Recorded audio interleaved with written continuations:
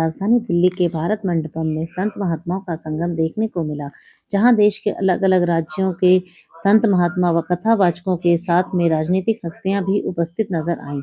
वहीं इन सब अनमोल मोतियों को एक धागे में पिरोने का काम अभिनेत्री गिनीज वर्ल्ड रिकॉर्ड धारक इशिता तनेजा ने किया, जो आज आध्यात्मिक ज्ञान के सरोवर में होकर अपना नाम इशिका श्री महालक्ष्मी के रूप में जानी जा रही हैं और राजधानी दिल्ली में भारत मंडपम में इशिका श्री महालक्ष्मी अभियान का शुभारंभ किया, जहां देश के अलग-अलग राज्यों के संत महात्माओं व कथावाचकों को एक साथ एक जगह लाया गया और सनातन की ताकत के बारे में युवा पीढ़ी को अवगत कराया गया, जहां ज़्यादा से ज़्यादा युवा अपनी ताकत को पहचान सके और देश को मजबूती प्रदान कर सके। महात्मा महालक्ष्मी अभियान जो है सभी संत महात्मा इशिका तनेजा जी ने बहुत सुंदर ये आयोजन किया है।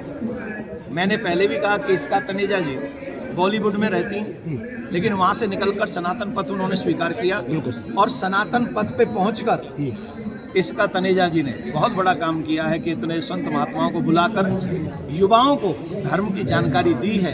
तो मैं उनके नेक्स्ट जर्नी के लिए भी बहुत बहुत धन्यवाद दूंगा, साधुवाद दूंगा, भगवान से प्रार्थना करूंगा वो ऐसे ही अपनी सनातन यात्रा को जारी रखें। और आप सबसे भी मैं एक निवेदन करूंगा, जो सनातन प्रीमियर लीग हो रहा है इंदौर में 12, 13, 14, 15 मार्च को, उसमें युवाओं को आगे लाने के लिए प्लीज़ आप लोग भी उन तक ये आवाज़ पहुंचाइए कि वो लोग सब पहुंचे। ये सनातनियों के लिए है। क्या कुछ प्राइज है सर इसमें आपने जो ऐलान किया था? जो विनिंग टीम होगी उसको 31 लाख मिलेंगे, सेकंड रनअप जो रहेगी उसे 15 लाख मिलेंगे, और जो मैन ऑफ द सीरीज रहेगा उसे कार मिलेगी, और जो ज़्यादा रन ज़्यादा विकेट लेगा उसे एक बाइक मिलेगी, और प्रत्येक व्यक्ति को धन मिलेगा जो वहाँ खेलेगा। और सिर्फ सनातनियों के लिए क्रिकेट होगा। दूसरा, इस क्रिकेट से पहले तो शारीरिक एक्टिविटी, दूसरी सेवा। सेवा क्या है? जो एसिड अटैक में परेशान, जो एसिड अटैक जिन पे हुआ उन लड़कियों की, उन बच्चियों की सेवा करेंगे। लव जिहाद में जो शिकार हुई हो, जो उनको बड़ी परेशानी हो, उनका हम लोग हेल्प करेंगे। और जो बच्ची पढ़ना चाहती हैं, मोस्टली वो बच्चियों के लिए है, उनकी हेल्प करेंगे। इसीलिए हम आपसे कह रहे हैं इंटरनेट पे एक कोई कानून बनना चाहिए, और प्लीज़ सभी पत्रकारों को एक डिबेट जरूर करनी चाहिए, जिससे सरकार ये बात हमारी सुन ले और सरकार इंटरनेट पे सेंसर बोर्ड लगाए कि क्या दिखेगा और क्या नहीं दिखेगा। बहुत बहुत धन्यवाद। जिस तरह से आज एक ही मंच पर सनातन धर्म के बड़े बड़े ज्ञानी और राजनेता इकट्ठे हुए, क्या कहेंगे आप? हर हर महादेव, वंदे मातरम। देखिए, ये बहुत पहले हो जाना चाहिए था, पर दुर्भाग्य की बात है कि सरकार ऐसी थी कि सनातन का जय जयकार करने में हृदय कांपता था, रोंगटे खड़े हो जाते थे। जो लोग सनातन के पक्ष में बात करते थे, जो लोग गौ रक्षा के पक्ष में बात करते थे, जो लोग राम मंदिर के पक्ष में बात करते थे, जो लोग भारत की संस्कृति और संस्कार के पक्ष में बात करते थे, जो लोग सनातन और हिंदुत्व के पक्ष में बात करते थे, उनको जेल की सलाखें देखनी पड़ती थी, उनकी छाती पर गोलियां दागी जाती थी। लेकिन आज कम से कम इतना है कि एक मंच बनता है और उस मंच पर हम सब आकर के सनातन का जय जयकार करते हैं, क्योंकि एक चीज़ तो है, धर्मो रक्षते रक्षता। जो धर्म की रक्षा करता है, धर्म उसकी रक्षा करता है, और ये भारत तब तक बचेगा जब तक सनातन धर्म बचा रहेगा। अदरवाइज़ हरा झंडा फैलाने वाले और ला इलाहा और नारे तकबीर का नारा लगाने वाले तो मुंह फाड़ कर वैसे ही बैठे हैं जैसे 1947 में मुस्लिम लीग और जिन्ना बैठा हुआ था भारत के टुकड़े करने के लिए। तो भारत के टुकड़े करने की साजिशें ऐसी नहीं है कि अब बंद हो चुकी हैं, साजिशें बहुत ज़ोर से चल रही हैं और विभिन्न प्रकार के जिहाद से चल रही हैं। अब चाहे वो थूक जिहाद हो, मूत जिहाद हो, जिम जिहाद हो, गला रेतो जिहाद हो, पार्लर जिहाद हो, सलोन जिहाद हो, लैंड जिहाद हो, लेकिन अलग अलग वैरायटीज़ में जिहाद चल रहा है। जिस तरह से देखा जाए कि एक विदेश से एक लेटर आता है कि शरजील इमाम जैसे लोगों को छोड़ा जाए, क्या लगता है कि विदेशी ताकतें आज भी अपना सक्रिय करने की कोशिश कर रहे हैं? देखिए, हमारे तो देश में राहुल गांधी ही विदेश में जा कर के पंजाबियों के लिए कहते हैं, सिखों के लिए कि वो कड़ा और दस्तार नहीं पहन सकते। वो आप ही लोगों के माइक पर खड़े होकर के बूम पर कह देते हैं कि भारत की इकोनॉमिक कंडीशन बहुत ख़राब है। उसके लिए एक्चुअली में हो क्या रहा है कि जो डेवलपमेंट हो रहा है, जो इम्प्रूवमेंट हो रहा है, जो इंफ्रास्ट्रक्चर चेंज हो रहा है, जो डिफेंस हमारा पूरे ब्रह्मांड में चौथे पोजीशन पर है, जो इकोनॉमी, जो जीडीपी, जो बायलैटरल रिलेशन, जो जियोपॉलिटिकल डायस्पोरा है, उसको समझने के लिए शिक्षित होना पड़ता है। अब छोकड़ीबाजी करने से थोड़े ही इकोनॉमी समझ में आती है। विदेश में जा कर के वाइन खड़काने से तो इकोनॉमी नहीं समझ में आती है ना। हमने तो अपनी जवानी खराब कर दी है। शिक्षित होने में, पढ़ने में आधी से ज़्यादा उम्र तो निकल रही है सिर्फ पढ़ करके यहाँ इस देश में बेटियों को इंसाफ दिलाने में। अब वो तो एक इलेक्शन हारते हैं फिर विदेश चले जाते हैं। तो विदेशी ताकत जो है वो कांग्रेस के मार्फत हमेशा से आती रही है, और जब तक कांग्रेस का विनाश नहीं होगा, कांग्रेस वैनिश और इरेज नहीं होगी भारत की भूमि से, तब तक विदेशी ताकतें अपनी जो स्ट्रैटेजी है वो कांग्रेस के माध्यम से चलाने की कोशिश करती रहेगी। देखा जाए कई बार आपको भी टारगेट किया जाता है, आपके खिलाफ भी बोले जाता है, क्या लगता है, क्या आपकी डर नहीं लगता कभी? नहीं, मैं सिर्फ अपनी अम्मा के बेलन से डरी हूँ, क्योंकि अलजेब्रा सिखाते वक्त वो मुझे बहुत मारती थी। इसके अलावा किसी के बाप की औकात नहीं है कि मुझे डरा दिया जाए।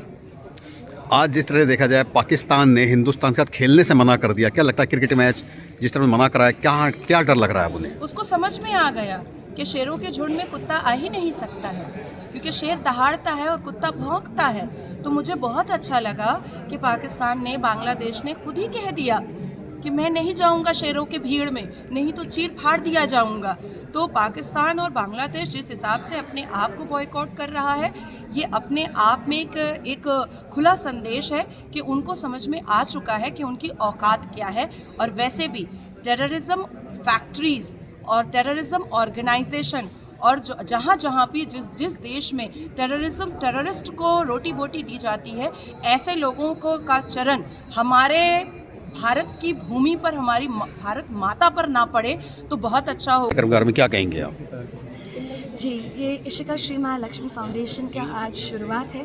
तो हमने महालक्ष्मी भारत अभियान से करा, जिसमें सारे साधु जन, संत जन को बुलाया, उनका आगमन करा, और उनके नेतृत्व में, उनके आशीर्वाद में हम ये पूरा का पूरा अभियान 8 के 8 स्टेट्स में लेकर जा रहे हैं, 8 स्टेट्स में लेकर जा रहे हैं। और ये सिर्फ भारत तक लिमिटेड नहीं रहेगा, क्योंकि आप देख रहे हैं अभी बहुत सारे एम्बेसडर्स हमारे साथ जुड़ते जा रहे हैं, मंत्रीजन जुड़ते जा रहे हैं। तो ये पूरा विराट भारत हम कैसे सनातन धर्म को पूरे विश्व में आगे लेके जा पाए, ये उसका एक छोटा सा प्रयास है।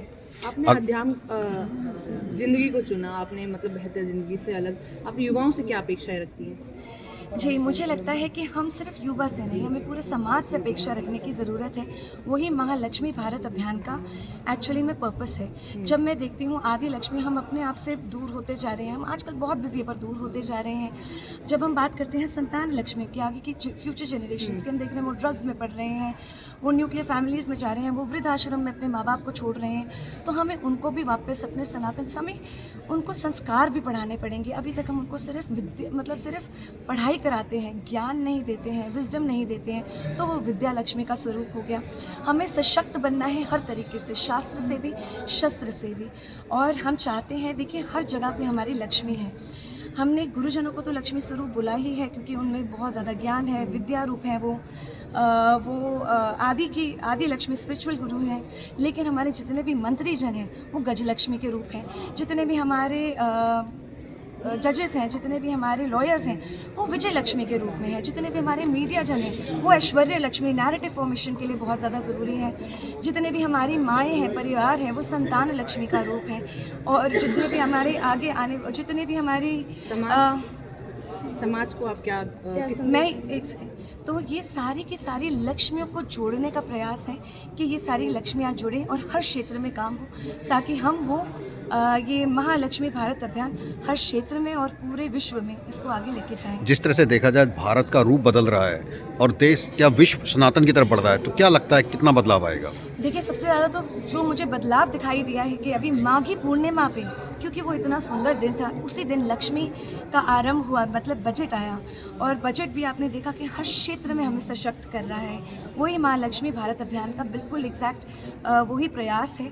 और अब हम देखते हैं, क्योंकि माघी पूर्णिमा पे शुरू हुआ, तो हमें पक्का है कि अब डॉलर घटेगा और रुपया बढ़ेगा और पूरे विश्व में हमारा डंका होगा और हमारा तिरंगा फहराया जाएगा।